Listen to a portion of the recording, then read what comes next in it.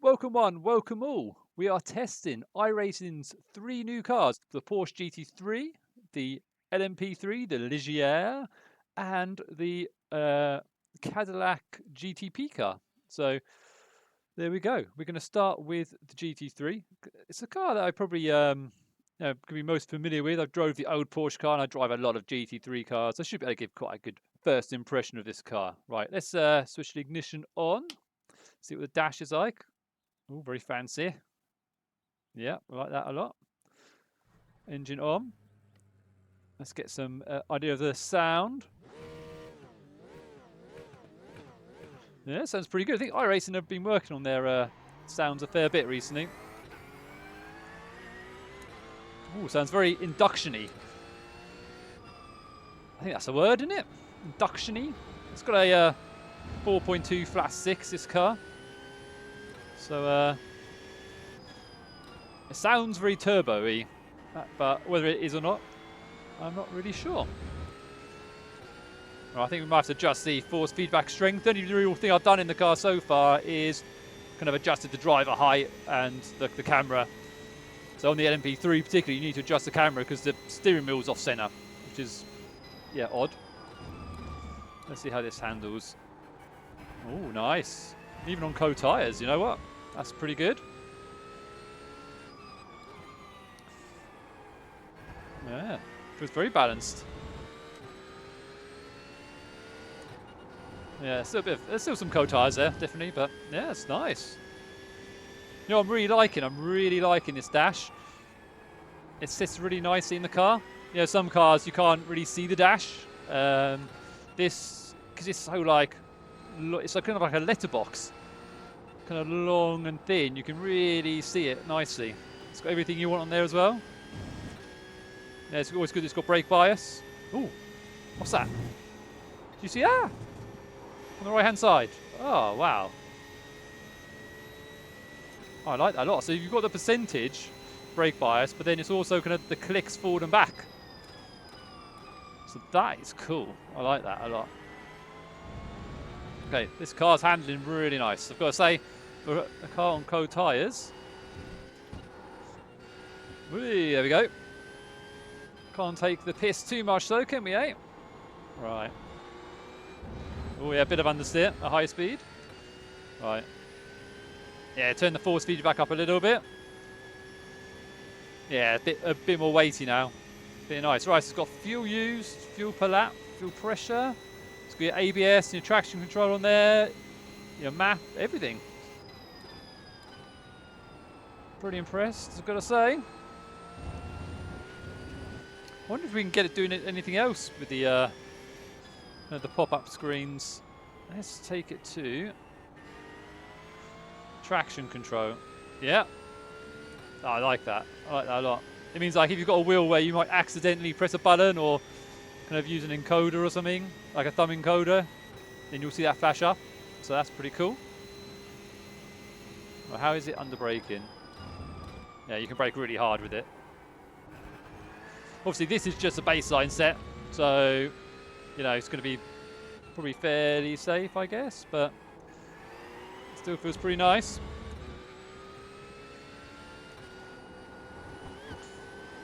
Yeah, so comparisons to the old car, I would say this car kind of actually turns in a bit nicer, I'd say. And it feels a bit more forgiving as well.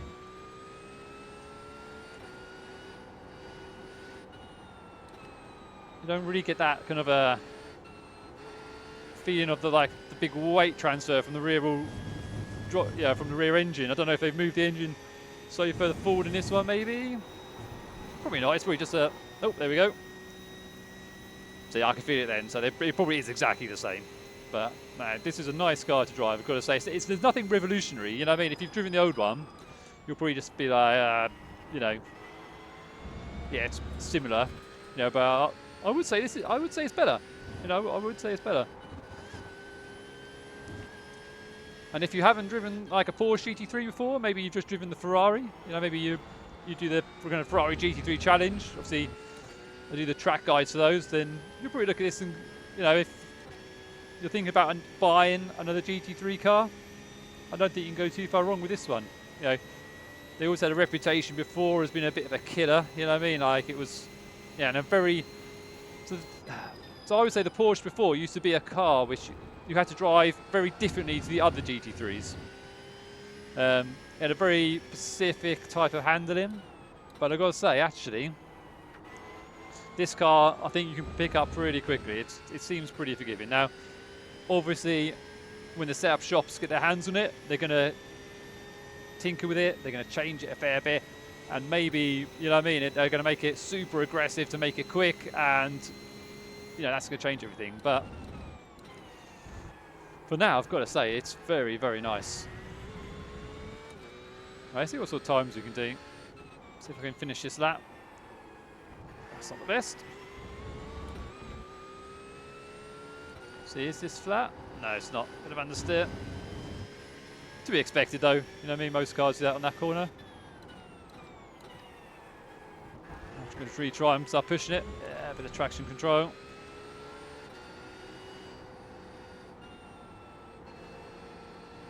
Yeah, it really trails in on the brakes nice as well. You can kind of, you can really feel the rear kind of, you know, coming round, and you can really balance it nicely.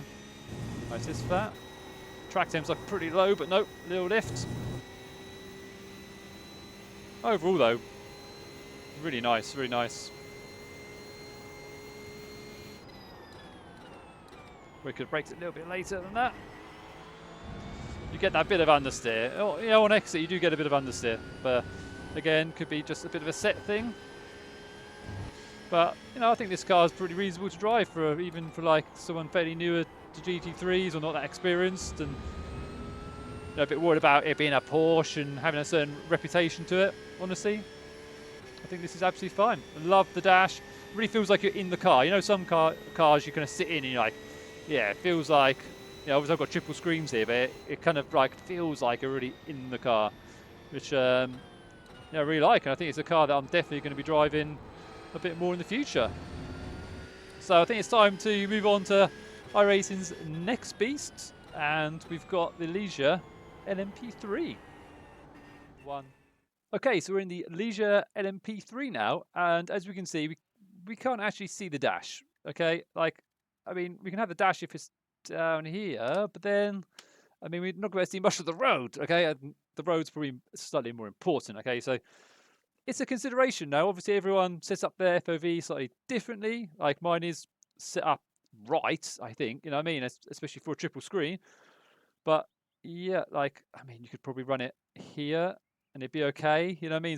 So you can still see your gear ratio. But I mean, you know, I always use this kind of HUD thing anyway, so it doesn't really bother me. But I do like to see the shift lights. Okay, now I have got shift lights on my wheel, but it's quite a long way to look down. So it depends what you think. I also had to shift the camera. Okay, so the wheel was actually offset to start with, so I had to go into Control F12 and actually adjust the camera so it sits straight. Okay, so that's something to bear in mind. Okay, now whereas with the Ferrari, I said, sorry, the Porsche, I said that it really feels like you're in the car. Now with this one, I'm not getting that at the minute. Okay, I'm probably gonna have to adjust the field of view and just play around with it a bit more. Like I've spent like about 10 minutes trying to work it out, and this is like the best I can get at the minute, but maybe in the future it'll be different. Okay, so things to bear in mind there. Now this is the car I was most excited for, I have to say, when they released it. Okay, quite a unique sort of noise there. That sounds pretty good. Whoa, yes, here we go. Okay, back in the LMP class. Yeah, nice. So I did actually drive the LMP2 a fair bit when I kind of like was first taking iRacing quite seriously. I did kind of an Apex Racing League and was the AM champion for the LMP2s. For what's that's worth, you know. But oh yeah. Yeah, you know you're in a proper race car. You know what I mean? Like, this is just different from a GT3. It's so stiff. Okay, here we go. Whoa, okay. It's very twitchy on the brakes. I mean, we might be putting the brake bias a little bit forward here, I think. Whoa. I don't know if that came across on camera, but that the car nearly went twice there. That's right. We're going to be moving the brake bias. This is probably not better to see your dash. You now have to go through your black boxes. Right, 2 clicks. We'll see if that does it. Oh, understeer. Again, baseline setup, so might not be the best. I did give it a very quick run on the high downforce set, and I was getting quite a bit of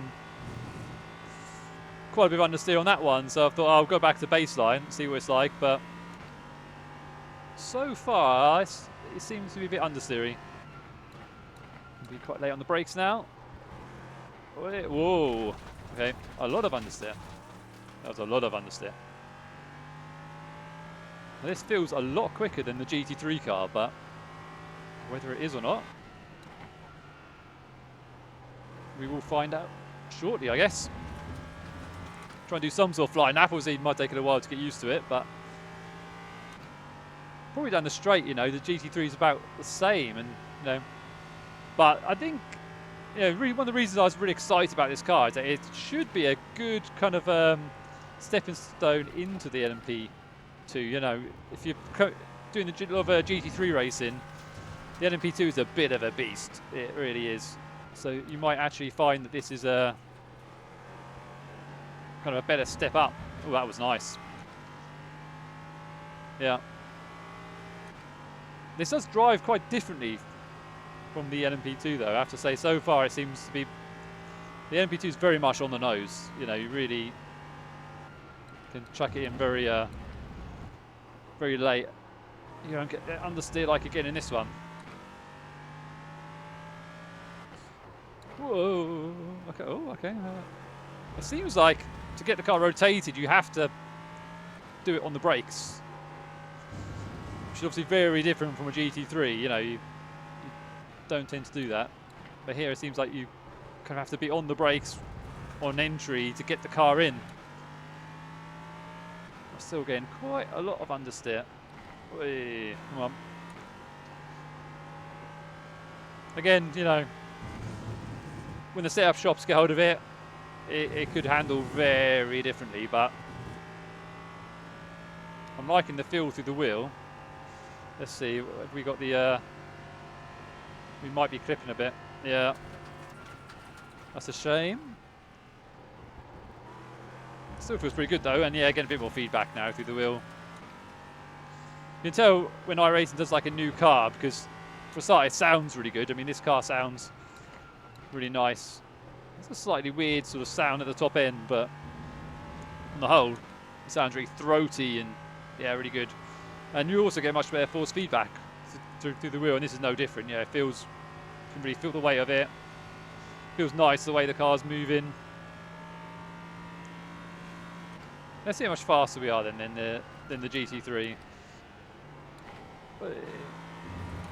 Wow, so much understeer, man.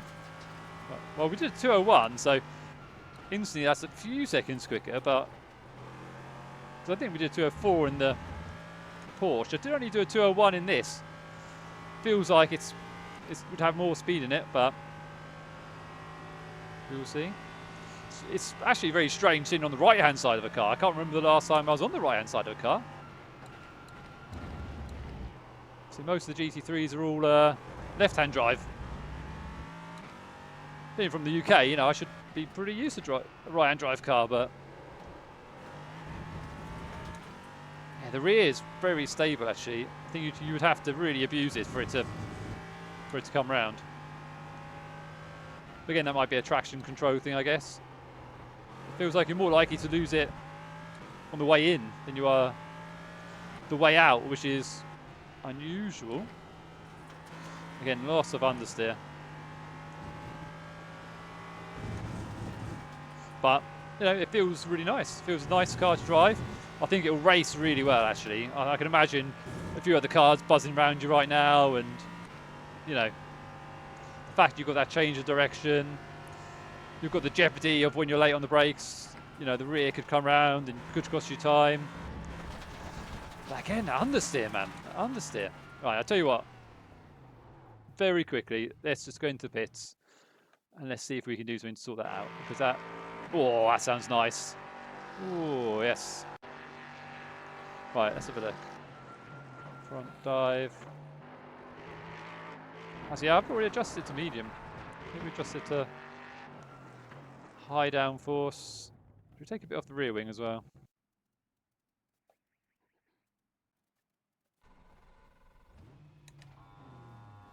So I did have a little play with it earlier, and I had already adjusted the front nose to be a little bit more aggressive, but I don't think I probably did it enough. Try to find a bit of a balance. Oh, and cold tyres. It's very understeery. Ah. Okay, that was interesting. So I think it's just a characteristic of the car where it will understeer at high speed a bit, but kind of is what it is, I guess. There are a lot of setup options on this car. I was actually really surprised when I had a look earlier, because it's, you know, you've got all sorts of like third spring and heaves and, you know, stuff you'd find in like the old LMP1 car. And it's like, I shouldn't even get a lot of this stuff in the LMP2. Okay, well, haven't we gone too far with it?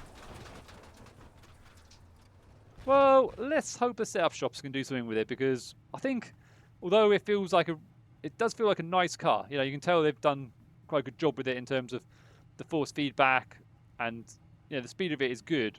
But I feel like it really needs a decent setup to it. And the ones I've tried so far haven't been that great. Obviously, we've got the problem as well of like not being able to see the dash properly. Like yours experience might differ from that, but the LMP2 is basically exactly the same. Okay, but you know, if you're happy with those sort of things, then I think this could be a really good race car. I think it'll race really well, but I think I had very high expectations for it, and maybe it's not quite there.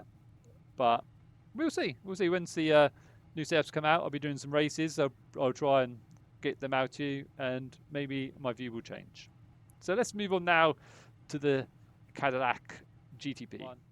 Okay, we're now in the Cadillac, and yeah, very excited to drive this. Actually, I didn't actually buy the BMW GTP car, so this is my first kind of experience of even the whole GTP class. So it'd be very interesting. I used to drive the old LMP1 car before, and yeah, it was quite fun. Yeah, the Porsche was really fun car to drive, but it was just massively uncompetitive BOP wise, whereas the Audi was a bit of a pig to drive, really. But it was, you know, it had its moments, you know.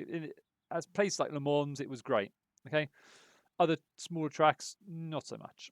So anyway, here's a cockpit of the new one, and it's actually pretty nice. It feels much better than the LMP3 car for some reason. I don't know if it's a bit longer or something. It just feels a bit more like it in it. You can see a bit more of the screen as well. This is where I would have my driver height. Oh yeah. Okay, but here's we'll come down to the dash. So there it is. Now, obviously, it's quite important to be able to know what percentage kind of boost you've got left, really. So, but I don't know if it will even show us that. Let's switch the engine on and see if it SOC, that's it, isn't it? Yeah. Okay, so that's quite low down. See, so I'd have it up here, so I'm not going to be able to see that. So I'd need to then have an overlay to be able to know how much battery I've got, or I can then go across to the in-car adjustments, and at the top you've got the ERS battery charge. Okay, and then from here you can then adjust the deploy mode. So yeah, all very complicated, and there's, oh my god, there's a ton of stuff you can adjust. You can actually adjust the anti-roll bars in the car, and the brake bias target, and the brake bias migration. Oh my days. Wow. Okay, there's a lot of adjustments you can make from the cockpit. Let's get it out on track, shall we? Oh, sounds good. Oh, this is a beast. Oh, yes. Oh, it's quick. It's really quick. Oh, my God. Ah. Whoa. I was at the corner a bit quicker than I expected. And got a bit of understeer. Oh, what a beast. What a beast of a car. No, this is just on the baseline set. I wouldn't even dare to try and adjust anything on it. Oh, my God. Hey, wait, still stopping. Ah. Right. Might have very cold brakes, you know what I mean? It might have very cold brakes because endurance brakes tend to take quite a long time to warm up. This car has got power. It's got a lot of power. Gee whiz. Wow. I don't know if it's just, we're so fast into corners. I just, wow. Obviously this car does recharge on the brakes. So it tends to be a slightly different technique when you drive these sort of cars. You kind of have to brake a bit earlier. Are we flat through there? Oh my God. How fast are we going to be going through here? Nearly 300. Oh my God. So you kind of have to brake a bit earlier. Earlier than that. Oh no. And then you kind of recover the battery. Okay. This is a first impression video. I've barely driven this thing, okay? But you kind of brake more at like 60% max just to recharge the battery. And then you kind of like, the entry is always like slow in, fast out. And this car feels very much in that mode, you know? It's going to be a different way of driving compared to, you know, the LMP2 car, and definitely different from a GT3 car. That's better. That's better. Brake nice and early. I'm still braking way too hard. Jeez, this thing's quick. Be interested to see what the lap time is compared to the LMP3, which was like a 2:01. I think this is going to smash it completely out the water. That's better braking. But still a bit too fast and a lot of understeer. Like a lot of understeer. But it kind of reminds me a bit of the Audi in terms of the fact you have to really wait to get on the throttle. Otherwise, you would you just get tons of understeer. I felt like a bit locking up the front, which again means that I'm just braking too hard. There's a real technique to driving these sort of things. The problem with this, with the setups being so complicated, is that you will get some teams who will just, you know, if you think about what car you want to buy, you know, if you buy this car, it's going to be very difficult to get like real top setups for it, because there'll be some teams who just work really hard on it and are basically just like LMP1 teams, GTP teams, and they will have all sorts of tips and tricks to get these things going really fast. And meanwhile, you know, if you use an iRacing one, or you know, even just buy one, it's not going to be as good. Right, let's try changing the deploy mode. So we're going to quali now, so it's basically just going to dump all the battery. Right, the optimal at the minute is a 150, so that's pretty quick. Actually, wasn't as good as our best, weirdly.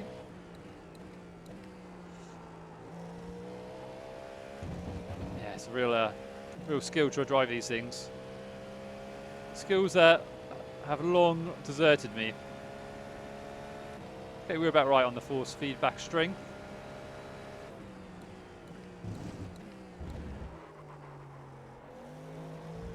Yeah, trying a much longer braking zone there, so that will help us recharge some battery. Whoa, okay.